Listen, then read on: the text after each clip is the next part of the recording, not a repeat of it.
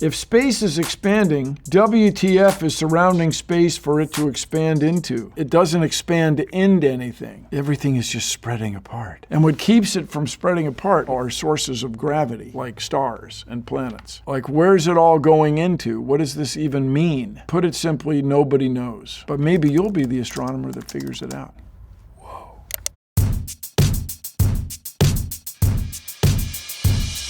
From Shubgadam52, will AI replace lawyers? You probably don't want an AI lawyer anytime soon. A lawyer is not just simply a machine that knows what the law is. A lawyer is a person with, theoretically, years of expertise that can help you strategically to achieve your goals. And that's not something that AI is well positioned to replace anytime soon. What I suspect is going to happen is that AI is going to make a lot of the drudgery of practicing law way easier, and it will allow lawyers to focus on the really value-add stuff and allow them to think strategically and to better represent their clients in the future. So I welcome our AI overlords. The next question comes from Hassan Babaji. Can light bend around corners? If yes or no, give one reason. Yes, light can bend around corners. In fact, that's why we have glass inside your glasses. When light goes into glass, it slows down slightly. Because it slows down, it deviates from a straight line. And that's why we have your glasses, telescopes, microscopes, because glass bends light. Also, gravity can bend light, as Einstein showed us, and we can actually see the bending of light as it goes around a galaxy. Then the next question is, can you bend light completely around an object so the object becomes invisible? And the answer is yes. It's well within the laws of physics that if you could govern the atomic structure of glass, then light would bend in a way such that it would completely go around an object, so anything inside that object becomes invisible. One day we will build a metamaterial out of nanotechnology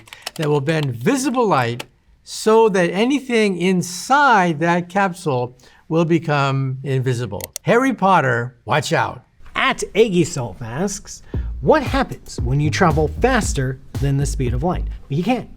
You can't travel faster than the speed of light. I'm sorry, you just can't. You see, as you get faster and faster, as you approach the speed of light, you have more energy. And in relativity, energy takes more work to accelerate. So you end up requiring an infinite amount of energy in order to travel faster than the speed of light, and so it's just forbidden. At Nino Clutch asks, Spider-Man is so raw, maybe we should try that DNA Biotech cross-gene splicing. Well, I'm not sure we're gonna see Spider-Man anytime soon, but there is a lot of interest from biotech companies and academic labs to understand spider silk, which is 5 times stronger than steel. Spider silk is very biocompatible, very good for wound healing, especially for wounds of the eye and the brain. And there's been many efforts to engineer spider silk outside of spiders to make it in a recombinant way, meaning not in spiders, but in other organisms like bacteria or plants. Probably the best known example of a recombinant protein is insulin. This has helped millions of people across the last 4 decades since the first insulin was produced in bacteria. Next question, what do you think? How will our future cities look like? A, B, or city? Any highly advanced city is going to need to make sure that there is an integration of green spaces, not only for our oxygen, but just for our enjoyment and well-being. The more that we get rid of our natural green spaces, the less we're able to have that oxygen naturally generated in our environment. I see that they're all high vertical structures. And that really speaks to the fact that we're gonna need to get more and more comfortable with building up, because building out isn't gonna always be an option. At Pristine Martian asks, how far away is superhuman intelligence with a brain-computer interface? Currently, we are fairly close to having brain-computer interfaces really help a process called neuroplasticity in the brain. And neuroplasticity is the brain's normal process to learn and adapt to the outside world. I think that's something that we're going to likely see within the next several years. The idea of having a Bluetooth implant in the brain that helps you Google something on the fly, we are talking decades upon decades before we would see something like that occurring. At SEO Chase, do you think robots will one day take over all of our jobs? The real benefit of robots is taking over the 3 Ds, the dull, dirty, and dangerous jobs that we probably don't want human beings to be doing anyway. People are working on underwater robots that can detect underwater landmines. Some people have worked on robots that can go into nuclear facilities after an accident and shut off different valves. But I do hope that robots are able to make people better at their jobs and free people up to do things that they're actually good at and that they actually want to do. Nick asks, will computer programming jobs be taken over by AI within the next 5 to 10 years? This is such a frequently asked question nowadays, and I don't think the answer will be yes. And I think we've seen evidence of this already, in that early on, when people were creating websites, they were literally writing out code in a language called HTML by hand. But then, of course, software came along, tools like Dreamweaver that you could download on your own computer that would generate some of that same code for you. More recently, though, now you can just sign up for websites like Squarespace and Wix and others, whereby click, click, click, and the website is generated for you. So I dare say, certainly in some domains, that AI is really just an evolution of that trend, and it hasn't put humans out of business as much as it has made you and I much more productive. AI, I think, and the ability soon to be able to program with natural language is just going to enhance what you and I can already do logically, but much more mechanically. And I think, too, it's worth considering that there's just so many bugs or mistakes in software in the world, and there's so many features that humans wish existed in products present and future that our to-do list, so to speak, is way longer than we'll ever have time to finish in our lifetimes. And so I think the prospect of having an artificial intelligence boost our productivity and work alongside us, so to speak, as we try to solve problems is just going to mean that you and I and the world together can solve so many more problems and move forward together at an even faster rate.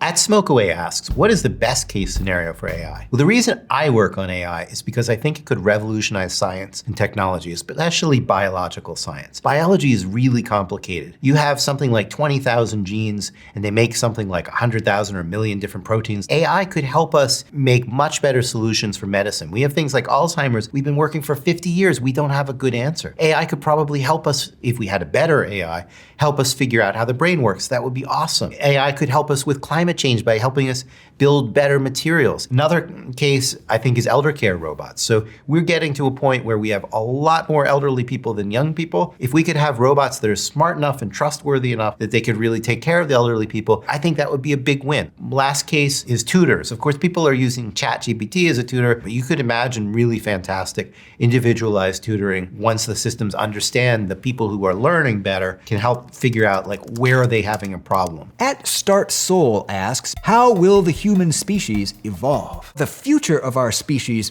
is a big question and open to question, but we know a lot about human evolution from looking at the past. And the story of human evolution is really, in many ways, the story of brain size. And each time we've seen some increase in the capacity of our brains, biologists and anthropologists have associated that with some change in human behavior that allowed us to gain more calories, because brain tissue is what physiologists call metabolically expensive. It takes a lot of fuel to run a brain. As many as 20% of our daily calories go to fuel something that's only 2% of our body weight.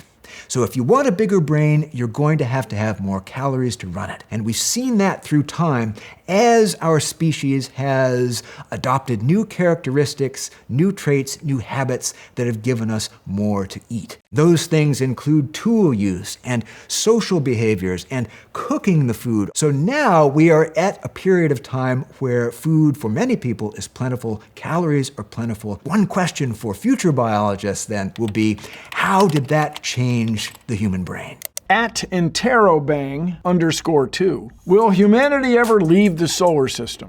Probably not. But some future species, maybe, humanity may evolve and change where we couldn't breed with ourselves. That species may leave the solar system. Not sure where they would go or what they'd do. We might send an instrument, a spacecraft, to another star system. I could imagine that easily. We'd use a solar sail and we'd give it a push with a laser. Be cool. Bzzz. Except it'd be in space, there wouldn't be any sound. It would just be